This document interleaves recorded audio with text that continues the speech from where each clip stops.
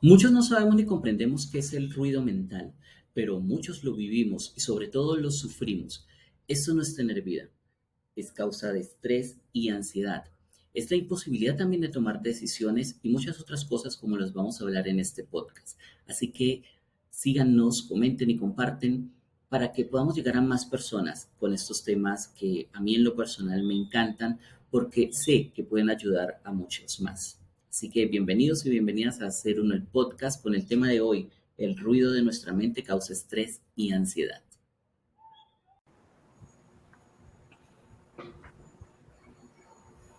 Hola, hoy estamos aquí nuevamente en Ser Uno, el podcast, y traemos un tema muy interesante que es el sobrepensamiento, un enemigo silencioso. Hola Pablo, ¿cómo estás?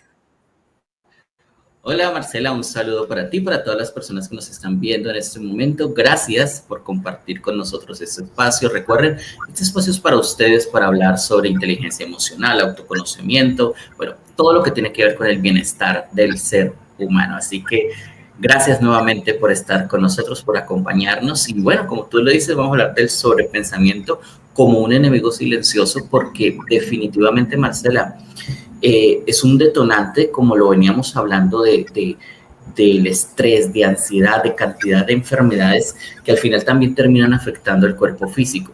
Así que tremendísimo esta parte y me encanta estos temas que hemos estado teniendo estas últimas semanas.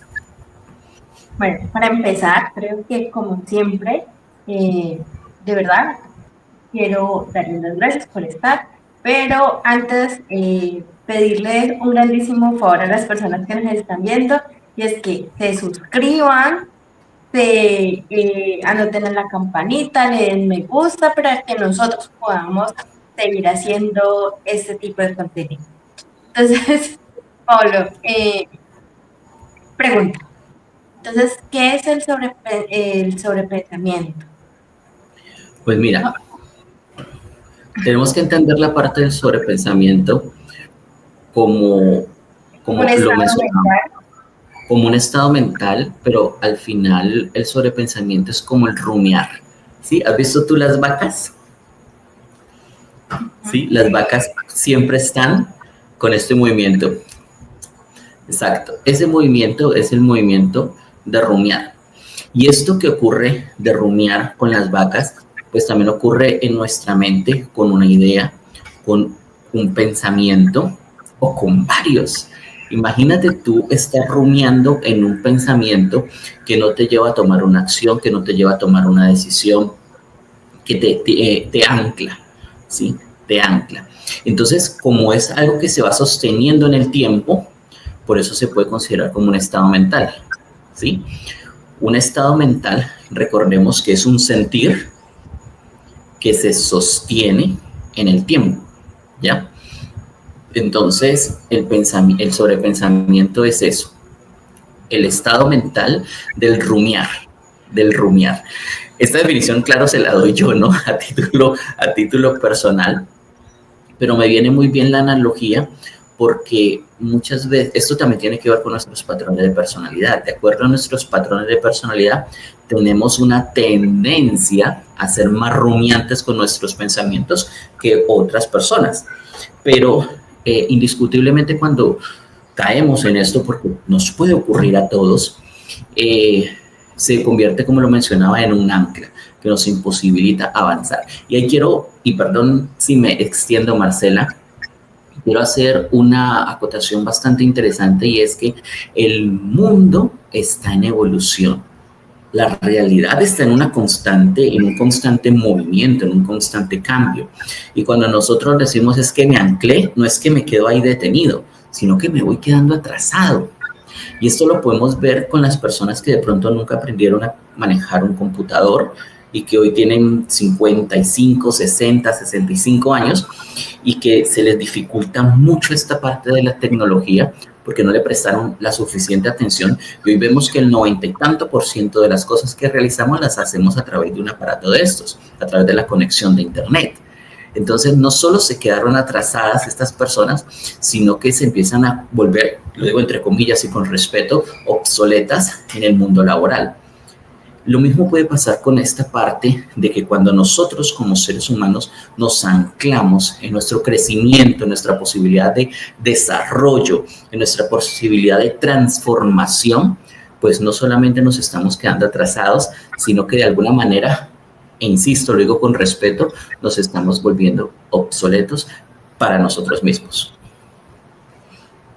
Bueno, yo sí quería agregar algo a lo que es el sobrepensamiento y básicamente la definición estuvo perfecta, ese rumiar, o sea, y la definición de las vacas que siempre están como en ese masticar, ¿sí?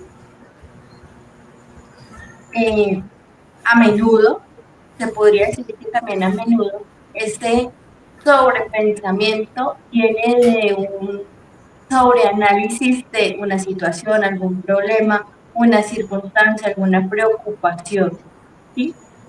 Para entender también desde dónde viene. Y esto nos puede llevar nos puede llevar a unos estados de ansiedad, de estrés, porque claro, al estar sobreanalizando una situación, una circunstancia, pues al final no vamos a tomar una decisión. Y ya vamos a hablar de eso, ¿no? Pero básicamente tú ahora lo decías, y es quedarnos atrapados en ese círculo mental de seguir analizando, pensando en qué hago, qué resuelvo, cómo, ¿sí? Y si al final perdimos algún consejo, alguna mentoría, digámoslo, frente al tema, pues también vamos a quedarnos pensando de que si lo que nos dijeron frente a ese consejo, pues si lo debería hacer así o lo debería hacer de otra forma. Entonces, Sí. al Mira, final se podría decir que no vamos a llegar ni a una conclusión ni a una solución, sino que es más bien, bueno, esto sería como una solución, es lo pienso y de una lo llevo a la acción. pero mira que hay un tema con lo que tú dices y lo mencioné yo hace un rato y es nuestros condicionamientos. Cuando yo me quedo en esa circunstancia, tiene que ver con la manera como yo le hago frente a las cosas que vivo. ¿Sí? Si yo soy una persona que le hago frente de una manera de accionar inmediata a las circunstancias, pues, por ejemplo, aquí hablaríamos desde el eneagrama, un eneatipo 8, que es de mucha acción, de mucho movimiento. El eneatipo 8 es una persona que se destaca por las acciones rápidas. Entonces, bueno, acá también viene un punto, apenas te interrumpo con lo que tú estás diciendo, hablando de qué es ese sobrepensamiento, ¿sí? Ahora que tú dices de las acciones rápidas, ¿sí? El sobrepensamiento también viene no solo para tomar la decisión, sino cuando hemos tomado la decisión y empezamos a ejecutarla, y es de que sí, será que he tomado la decisión adecuada, será que esto fue lo mejor que pude haber hecho. Entonces hay que entender también esa parte, ¿no? Que el sobrepensamiento no es simplemente antes de tomar la acción, sino que también al después. no, y precisamente eso es lo que iba, y precisamente eso es lo que te iba a decir.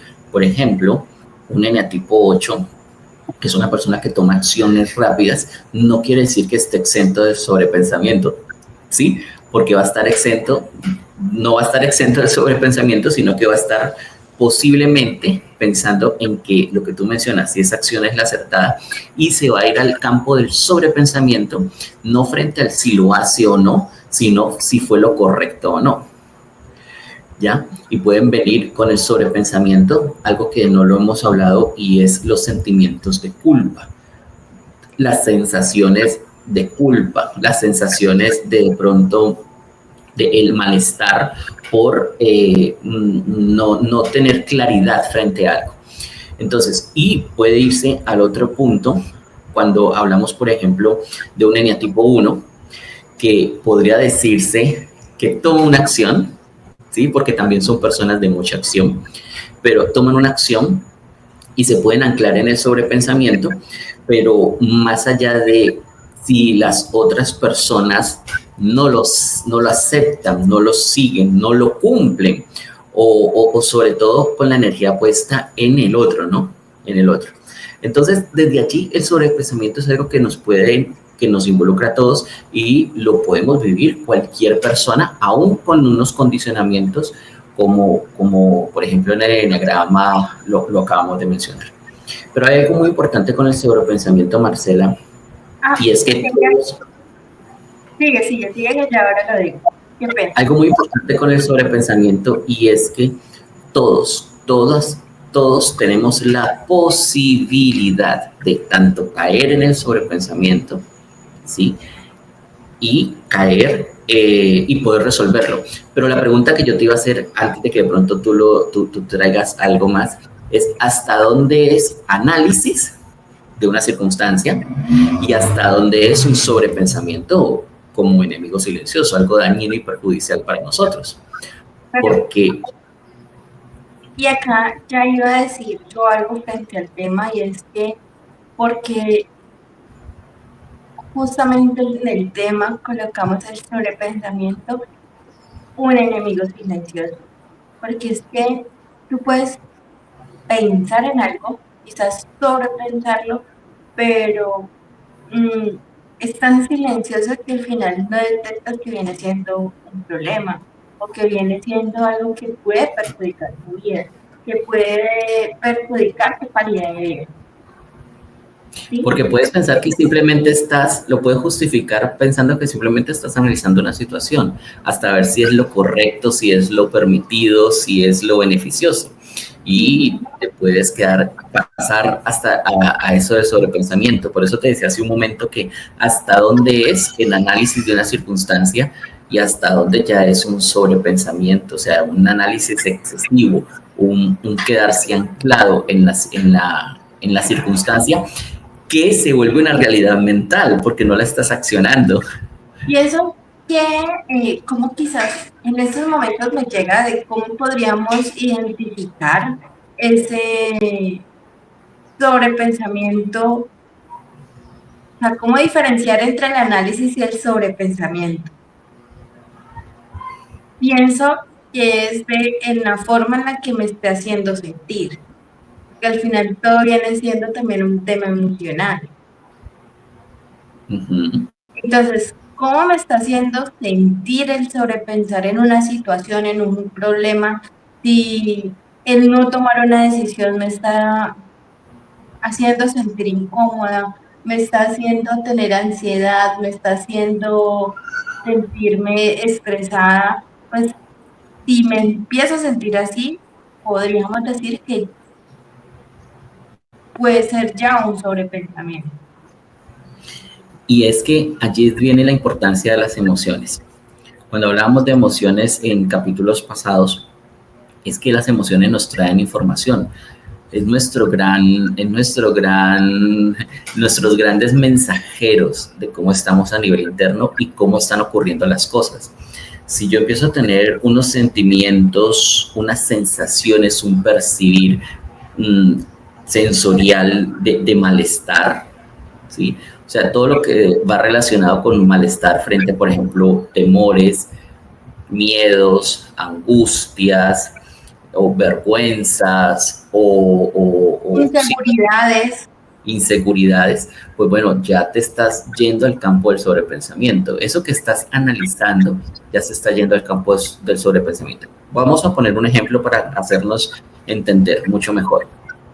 Tienes la posibilidad de un empleo nuevo y tienes estabilidad en este momento donde estás trabajando, pero este empleo te ofrece unos beneficios que tú empiezas a analizar. Si conservas el que tienes o pasas al nuevo empleo, ¿sí? Entonces, tú empiezas a analizar las posibilidades y lo pones en una balanza que pesa más.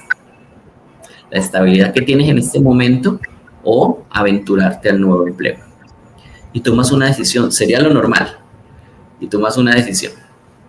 Ahora, cuando empiezas a tener esa sensación de no saber qué hacer, esa sensación de rumiar en las posibilidades y sobre todo, Marcela, activar ese campo imaginario donde empiezas a ver los escenarios posibles y rumeas bastante los escenarios posibles, que son cosas que todavía no has vivido, pero que tu mente empieza a ver como que me voy para el nuevo empleo, pero me van a despedir rápido, no voy a dar la talla. Mi Bueno, acá jefe... también viene, ahora que tú dices de esos pensamientos rumiantes, Pablo, y de ese mundo de posibilidades que quizás empezamos a crear, también hay que entender que en el sobrepensamiento, ese mundo de posibilidades lo empezamos a ver de una forma negativa. Claro. Empezamos a crear ciertas situaciones, pero en forma negativa. Entonces, desde ahí es otra señal de que es un sobrepensamiento. Exacto. Cuando tú ves las posibilidades más desde lo negativo, ahí, por eso te mencionaba sobre el sentir, cuando empiezas a tener las sensaciones de malestar, ¿ya? Cuando vienen esos sentires que no son pues Que no nos para gusta. nada, exacto, que no nos gusta, ¿sí? Pero mira, algo que yo pienso frente al rumiar los pensamientos, y es que tomo la parte de la psicología de la personalidad, cuando vemos algunos patrones con algunas personas que de pronto no son más de acción que otras, ¿sí? Yo pienso que por lo menos los que no somos de accionar inmediato, que de pronto analizamos algunas situaciones, también es importante que nosotros empecemos a conocer hasta dónde podemos poner un límite para tomar unas decisiones. Y eso es algo que pocas personas hacemos. Cuando digo voy a darme un tiempo límite o voy a darme una postura límite para tomar una decisión frente a algo. A veces este tipo de acciones es la que nos permiten no caer en el sobrepensamiento. Cuando yo me pongo condiciones a mí mismo para las acciones. ¿Y por qué te lo digo? Porque, por ejemplo, yo puedo pensar crear un proyecto y me quedo anclado pensándolo qué tan beneficioso va a ser y todo esto. Y lo llevo al campo emocional porque mi condicionamiento es emocional. Otras personas, por ejemplo, la tríada o las que tengan una conducta mental, que son genotipos. Bueno, acá quiero aclarar, antes de que tú hables de la triada o la conducta mental, quiero especificar y aclararles a las personas que nos están viendo por qué lo hablamos de esta triada. Porque desde la psicología de la personalidad y desde el enneagrama y otras teorías también dicen que tenemos tres tipos de inteligencia: la inteligencia mental, la inteligencia emocional y la instintiva. ¿Sí? Entonces, desde allí digamos que, y eso no quiere decir que yo solo tenga un tipo de esta inteligencia, no, sino que una de estas inteligencias es la que me domina, ¿sí? Es la dominante. Entonces, a eso es que nos referimos cuando hablamos de esta triada de emocional, visceral o intuitiva y mental. Ya, Pablo, continúa. No, pero está genial que hagas la aclaración, gracias por eso. Pero a lo que hacía referencia es que, por ejemplo, unas personas de triada mental, ¿sí? Que de acuerdo al enneagrama son los eneatipo, por ejemplo, un eneatipo 7, un eneatipo 6, se puede quedar muy anclado, muy anclada esta persona en el sobrepensamiento. Ahora, ¿cómo esta persona puede ponerse unos límites para evitar el sobrepensamiento? Los puede poner con fechas o con temas, porque va a llevar todo el análisis a lo meramente mental. Muy diferente a, por ejemplo, una persona con dominantes emocionales, como por ejemplo en el de tipo 2, que es mi caso, donde voy a llevar el análisis al sentir, ¿sí? Al sentir. Entonces, desde allí, pues ponernos unos límites a nosotros mismos es interesante y es muy importante para la toma de decisiones y evitar el sobrepensamiento. pensamiento. Ahora, tú mencionabas, y es el tema, cómo estos sobrepensamientos se convierten en un enemigo silencioso y un enemigo peligroso. Bueno, se nos fue un momentito. ¿Y cómo se convierte en un enemigo peligroso? Sí, a ver. Estás aquí, sí. A ver, es que es una pregunta muy buena, Pablo. ¿Cómo se convierte en un enemigo silencioso? Y claro, se convierte en ese enemigo silencioso cuando ese sobrepensamiento empieza a convertirse, a ver, ¿cómo le diría? En convertirse como una especie de prisión mental, Ujú, donde nos pone esos obstáculos para tomar una decisión o para afrontar la decisión que quizás tomamos. Afecta cuando empieza a afectar nuestra creatividad. Y ujú. como lo decía yo hace un rato, pues al final, cuando en realidad también afecta nuestra calidad de vida. ¿Sí? Entonces, ahí es donde empieza, ¿y por qué es un enemigo silencioso? Porque es básicamente como decir, a ver, una llave cuando empieza a botar agua, gotitas de agua, Ujú. ¿sí? Y hay un balde o hay un tarro muy grande, ¿sí? Entonces, claro, a medida que vamos sobrepensando, ustedes pueden pensar, o todos podemos pensar, no, pero es que sobrepensar algo que de malo tiene. Pero dejemos ese vaso, ese balde, ese tarro, ¿sí? De agua ahí, ese tarro ahí vacío, ¿cómo va a estar quizás al final del día? Exacto. ¿Qué cantidad de agua va a tener? Y que se Si lo vuelve dejamos pesado. durante 2 días, ¿cómo? Y que se vuelve algo pesado de llevar. Entonces imagínate tener el mismo pensamiento quizás una semana. Ujú. Entonces, al final, ¿esto cómo va a afectar? Allí es Por donde eso viene lo al que decía. principio, espera, y por eso al principio decíamos que es un estado mental. Ujú. Y es algo silencioso porque es como una gota de agua, o sea, los pensamientos cada vez que vienen es como una gota de agua. Tú la ves supremamente inofensiva, pero con el paso del tiempo, ¿cómo va a ser?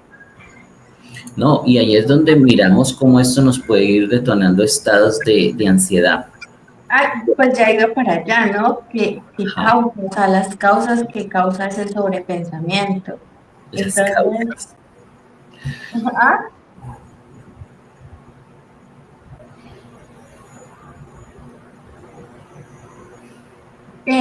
Pablo, resulta que el sobrepensamiento trae unas causas. Entre ellas está la ansiedad y el estrés, que pues obviamente afecta mucho nuestra vida.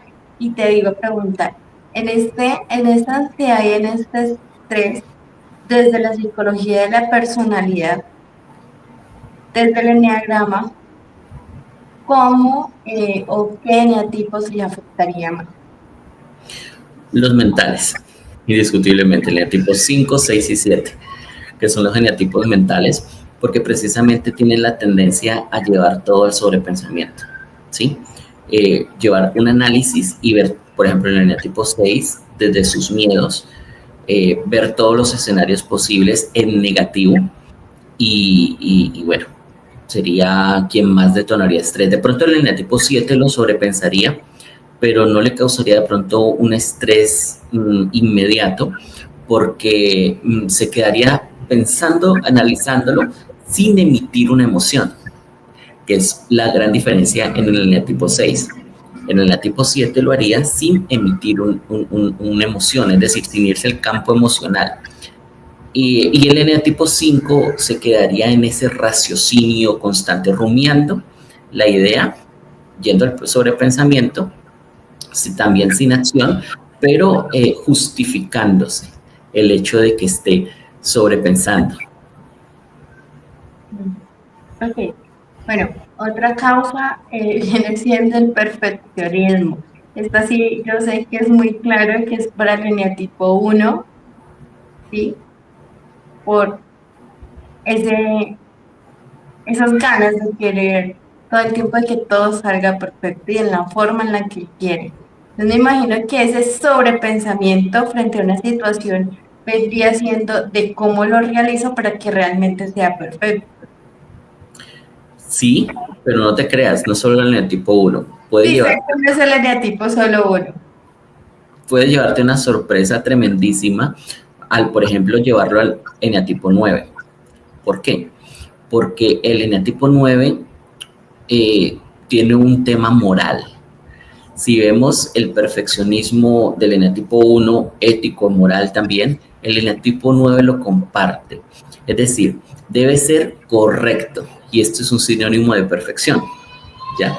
Entonces, el eneatipo 9 puede quedarse sin tomar una acción precisamente porque considera que no tiene las habilidades, la actitud, las herramientas para desarrollar eso en lo que está pensando de una manera perfecta, ¿ya? Entonces puede quedarse anclado en esa idea de querer hacer algo, de querer desarrollar algo, pero no toma la acción inmediata porque considera que no es capaz de hacerlo. Entonces, ¿ves cómo también esto está enfocado hacia el perfeccionismo, hacia el no creer que tiene las capacidades? Ok.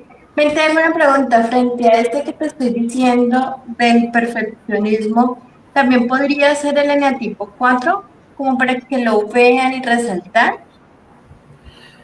No necesariamente porque el eneatipo 4 puede quedarse anclado en el sobrepensamiento, pero como, a ver, cuando él dice que quiere mostrarse, no necesariamente tiene que ser con perfección.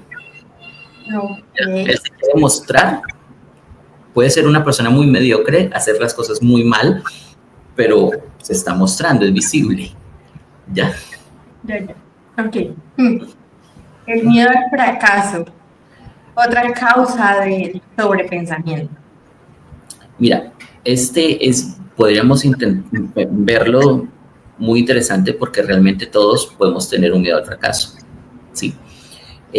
Pero ¿quién podría irse más allá de el eneatipo 6? Definitivamente por el hecho de querer agradar también, así como el eneatipo 4 que tú lo decías ahora de quererse mostrar, pues el eneatipo 6 tiene ahí unas heridas de culpa bastante amplias, entonces él necesita agradar.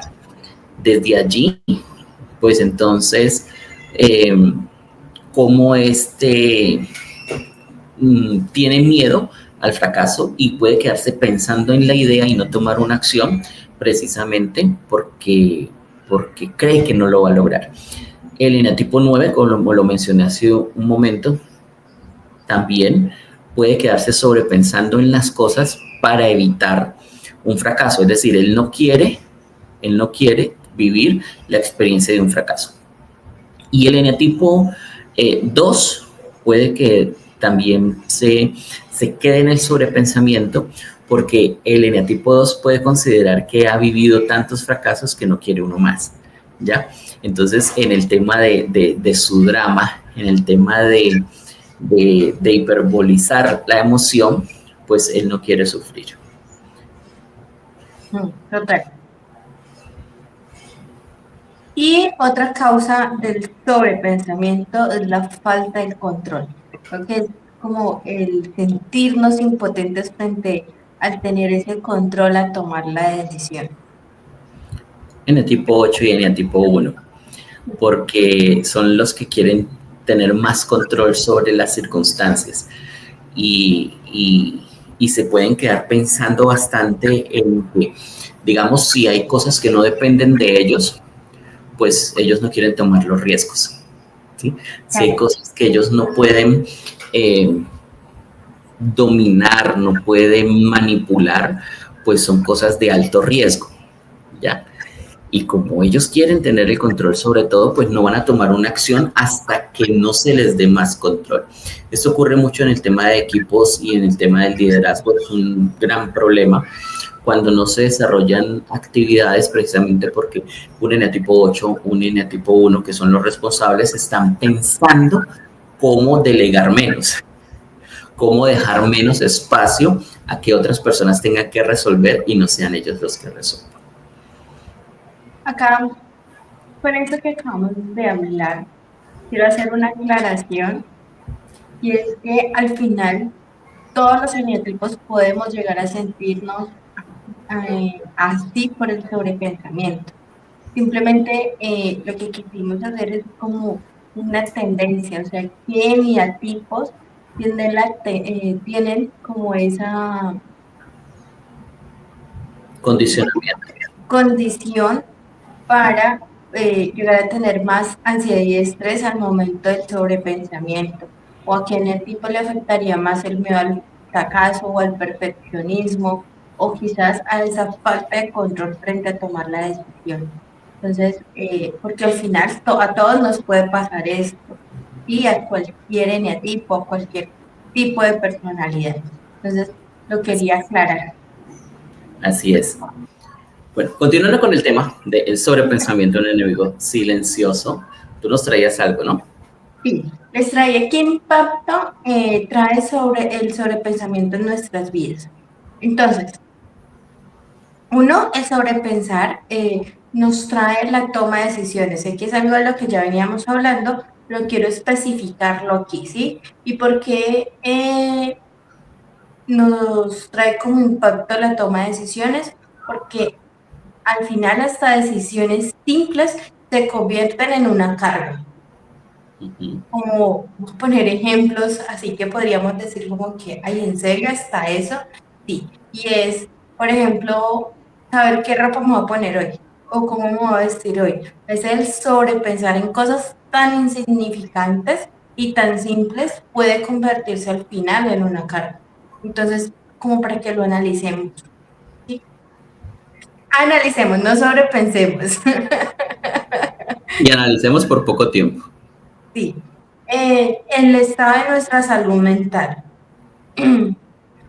¿Por qué el estado de nuestra salud mental? Porque al final esto nos va a traer ansiedad y estrés, depresión. Y al final, pues esto nos afecta negativamente en nuestra vida. Otro impacto es la creatividad. Pues al sobrecargar la mente con pensamientos, pues esto ahoga la creatividad. Y si trabajamos en un espacio donde al final tengamos que ser creativo, pues obviamente no lo vamos a hacer porque la mente está sobrepensando otras cosas, sin contar la capacidad de resolver problemas que también viene vinculado con la creatividad. Otro impacto de este sobrepensamiento, Pablo, y cuando estaba haciendo la investigación, para mí fue como que, ¿en serio? Revelador. Sí, y fue como que ay, nunca lo hubiese pensado, ¿sí? Y es en las relaciones personales. El sobrepensar también afecta nuestras relaciones personales porque puede llevar a malos entendidos y conflictos porque hacemos interpretaciones, ¿sí? Y llevamos esas interpretaciones de palabras y acciones. Entonces es, por ejemplo, que resulta que, no sé, Pablo me miró mal. Entonces yo empiezo a decir, ¿y por qué Pablo me miró mal? O Pablo, ¿por qué está en esta actitud conmigo? ¿Será que yo hice mal algo? Entonces llevar eso al sobrepensamiento pues va a afectar nuestras relaciones. Así es. Me gusta mucho que nos traigas esto porque precisamente cuando nosotros planeamos un tema basado en las posibilidades, es decir, lo que podemos vivir o que incluso nosotros hemos vivido de una u otra manera y cómo también podemos o le hemos ido dando solución, forma a eso que vivimos o que se nos ha convertido en un problema, una situación a resolver. Y este tema del sobrepensamiento, cómo a veces nos puede llevar como mencionábamos, al estrés, a la ansiedad, incluso pues yo con mi tema de ansiedad, cuando, como tú dices, disminuye nuestra calidad de vida por recrear todos estos panoramas y ver todas estas posibilidades en negativo y quedarnos rumiando en ellas y no permitirnos soltar, y ahí donde cabe muy bien la palabra soltar para poder avanzar. Soltar el pensar, soltar el análisis y arriesgarnos, arriesgarnos, arriesgarnos a tomar la acción o arriesgarnos a pensar diferente o arriesgarnos a tener unas maneras de ser más asertivas con nuestra misión de vida. Y acá viene algo, ustedes dirán, bueno, bacanísimo todo lo que ustedes han hablado, aquí parte mucha información, aprendí, pero al final, si estoy en ese estado de sobrepensamiento, ¿cómo hago para salir de él, para superarlo? Pues hay ciertos tips que hoy traemos y en uno de los podcasts que ya habíamos hecho, hablamos acerca del mindfulness. Y esto... Bien, entonces nos ibas a dar unos tips, Marcela. Uno de ellos es el mindfulness, el estar aquí en el ahora, el respirar, el conectar con nosotros. ¿Sí? Eso es un tip. ¿Tú tienes otro, Pablo? Bien, genial. El mindfulness a mí me encanta y lo mencionamos en uno de los podcasts anteriores. Establecer límites, tú hace rato lo decías, y era asignar un tiempo para analizar la situación, sin llevarlo al sobrepensamiento. Ajá, fantástico. Ese me encanta. Otra cosa es el compartir los pensamientos y las preocupaciones con alguien de confianza. ¿Sí? El hablar de una situación, de un tema, nos puede ayudar para darle una solución más rápida.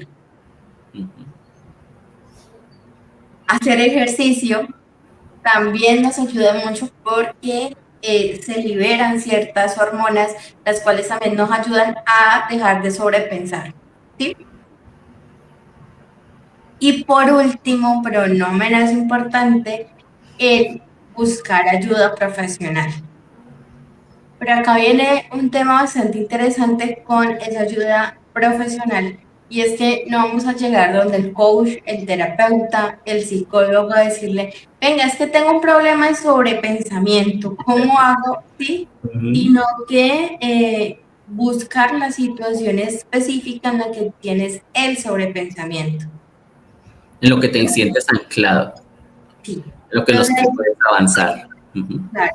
Y desde allí pueden empezar a hacer un avance, ¿sí? Ya luego, ok, es que estoy sobrepensando también en cosas pequeñas. Entonces ya se empieza a trabajar de una forma totalmente diferente. Creo que estos son los tips que traje para hoy. Pues Marcela, muchas gracias por esos tips. Gracias a todos ustedes por vernos en este espacio. Recuerden suscribirse, darle like, comentar, compartir para llegar a más personas y bueno, nada, poder seguir estando aquí para ustedes en Ser Uno, el podcast. Gracias Marcela por estar.